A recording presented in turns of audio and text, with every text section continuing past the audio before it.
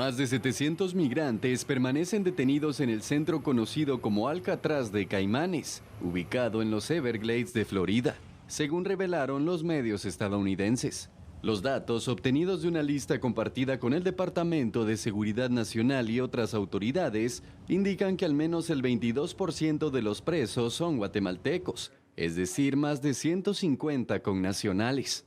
Además, se confirmó que más de la mitad de los detenidos provienen de Guatemala, México y Cuba, y hay migrantes de al menos 40 países distintos.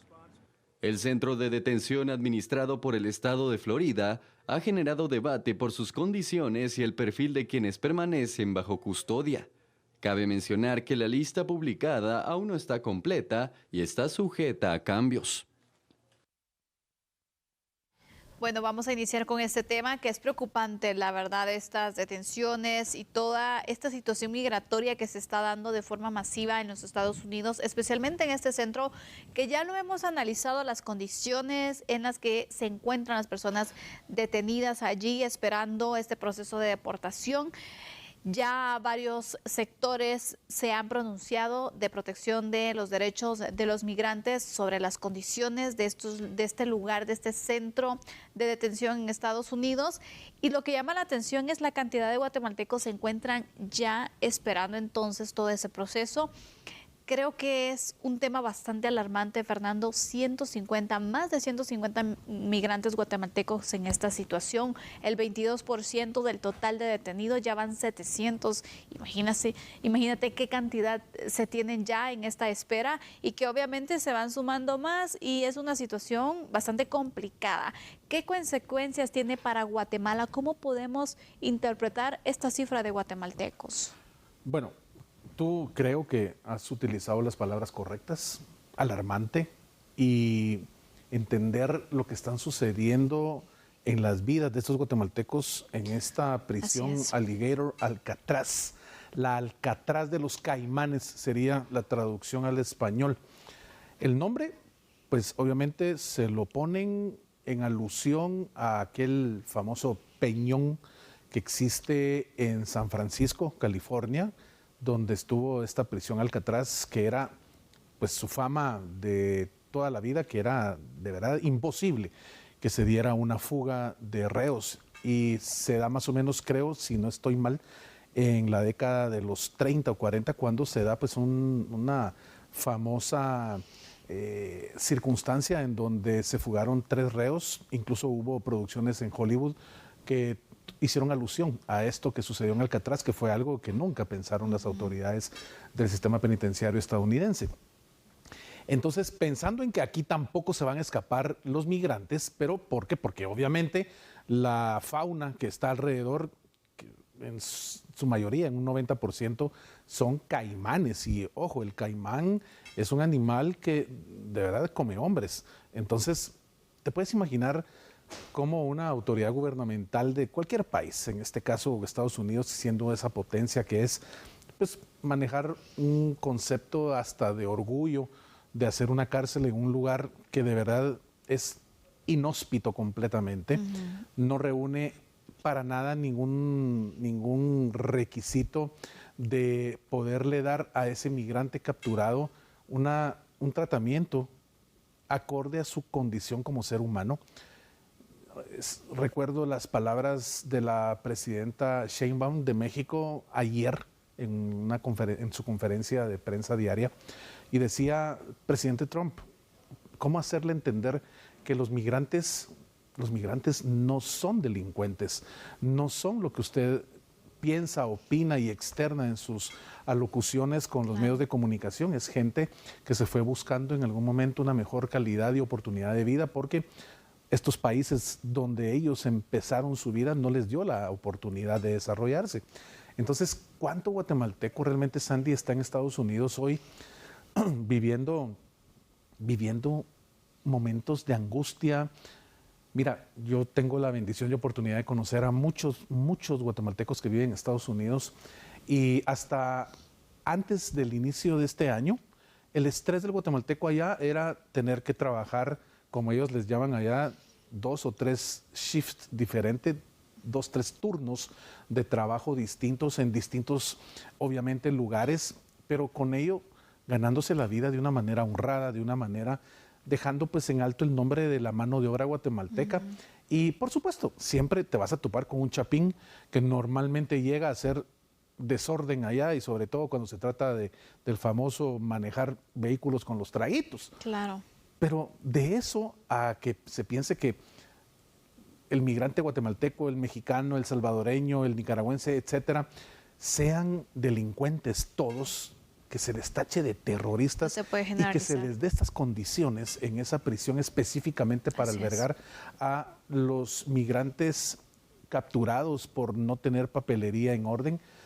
Creo que ha sido una situación penosa, y hoy saber que son 150 guatemaltecos los que se encuentran ahí en esas condiciones deplorables completamente, pues nos hace pensar realmente que aquel sueño de irse a Estados Unidos hace 20, 30 años, en donde se hablaba del sueño americano como un objetivo a alcanzar por no solo guatemaltecos, sino que cualquier persona hispanohablante, hoy se ha traducido en una diferencia radical, sobre todo viendo ese tratamiento que Estados Unidos le da a esa persona que lo que quiere es llegar a trabajar de una manera honrada, digna y por supuesto sin pensar en que le traten como lo peor de la sociedad. Así que triste y lamentable pensar que este Alcatraz de los Caimanes, este Alligator Alcatraz, sea un lugar tan inhóspito, tan deplorable y que no reúne las más mínimas condiciones para pues albergar a una persona que no cometió ningún delito. Exactamente. Su delito fue estar trabajando y buscar una oportunidad para su vida, pero no por eso es un delincuente. Exactamente, no tener las oportunidades que el país le debió garantizar, pero que estaba buscando mejorar esas oportunidades tanto para él o ella como para su familia.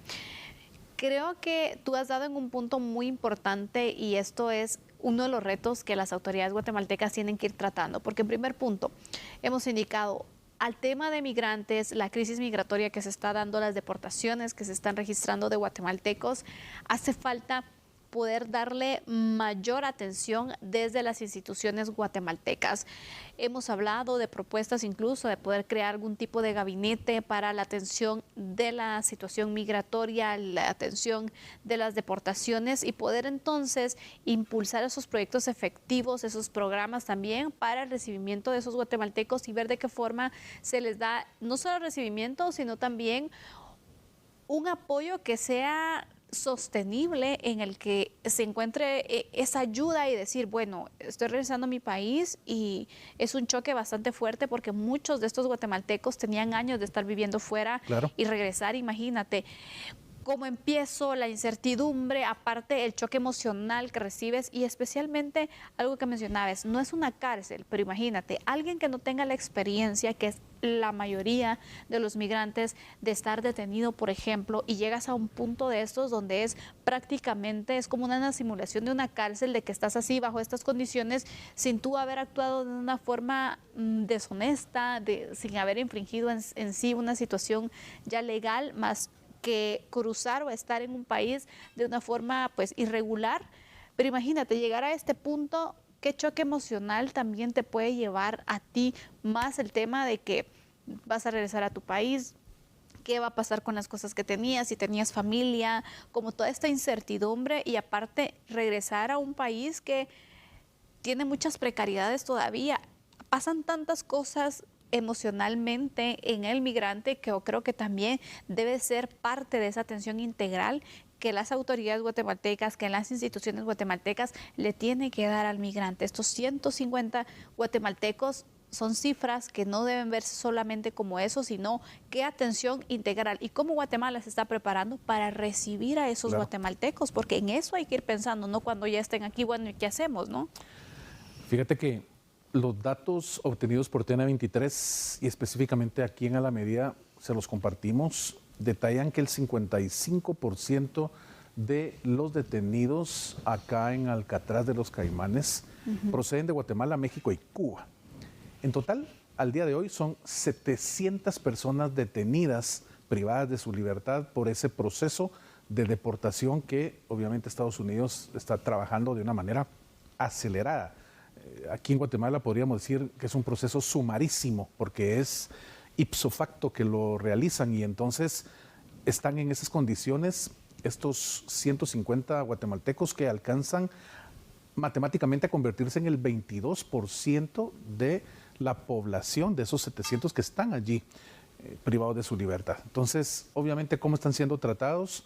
Pues tenemos información de primera mano por medios que son medios de comunicación colegas, obviamente de TN23 allá, y específicamente el Miami Herald y el Tampa Bay Times explicaban que esos 700 migrantes detenidos, obviamente, pues tratan dentro de lo que se puede mantener una actitud, pues lo más positiva posible, pensando en lo que tú decías. Bueno, hice lo que pude viniendo aquí a Estados Unidos y el tiempo que logré estar, pues se traduce en que mi familia haya estado bien en esa temporalidad y voy de regreso a mi país y ojalá que pueda estar al lado otra vez de mi familia y sentir ese calor único que te brinda tu hogar, tu núcleo familiar, pero eso no quiere decir que realmente el trato que están ahí recibiendo y viviendo pues sea pues óptimo, sabiendo que Estados Unidos, si a niños de 3 años los separó de sus padres y los tienen ahí literalmente metidos en jaulas con un simple cobertor de esos reflejantes que utilizan ellos, pues no digamos a un adulto que fue capturado por estar trabajando sin el permiso correspondiente. Yo no estoy diciendo que esto sea correcto, trabajar sin los papeles que te permitan mantener el estatus de legal. Definitivamente no es eso mi punto.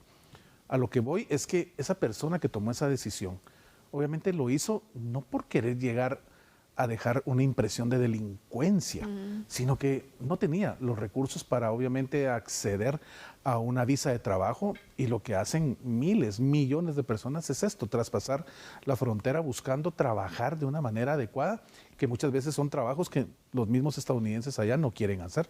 Entonces, es la evolución de Estados Unidos desde el 20 de enero para acá. Vemos que la persecución hacia el migrante continúa siendo el estandarte principal hoy del gobierno de Donald Trump. Veremos qué más sucede en los próximos días. Ay, Dios mío, qué complicado, la verdad, todo este panorama. Aparte sabemos la zozobra que se vive, el nerviosismo que se vive también en muchos migrantes, especialmente guatemaltecos, que es lo que nos atañe aquí también de poder abordar también. Creo que ese apoyo que se pueda tener de Guatemala hacia ellos va a ser muy importante, porque te voy a decir, Estados Unidos tiene muy clara esa política, desde siempre la ha tenido. Actualmente Donald Trump ha llegado de una forma más fuerte también a fortalecer esa política migratoria y poder entonces hacer las expulsiones de quienes no tengan esta regulación. Lo dijo desde el día 1 y lo están haciendo, ¿no? Como cumpliendo parte de ese proceso de esa administración que pues ellos han decidido tomar, la línea que han decidido liderar y tomar. Guatemala tiene que también hacer lo suyo y le corresponde poder dar mejores condiciones para ir fomentando ese trabajo, esas condiciones de vida, para evitar que más guatemaltecos estén interesados, porque el país todavía no está con los puntos arreglados para decir, no, ya no, nadie va a migrar. Siguen existiendo precariedades que siguen motivando a unos guatemaltecos a poder buscar ese sueño. Unos regresan, otros buscan el sueño americano aún, así que es un gran reto también para nuestro país, Fernando. Así que estaremos pendientes de cómo evoluciona esta noticia definitivamente. Vamos a hacer una pausa en ese instante, regresamos hablando acerca del desalojo de maestros en el Palacio Nacional. No se lo pierda.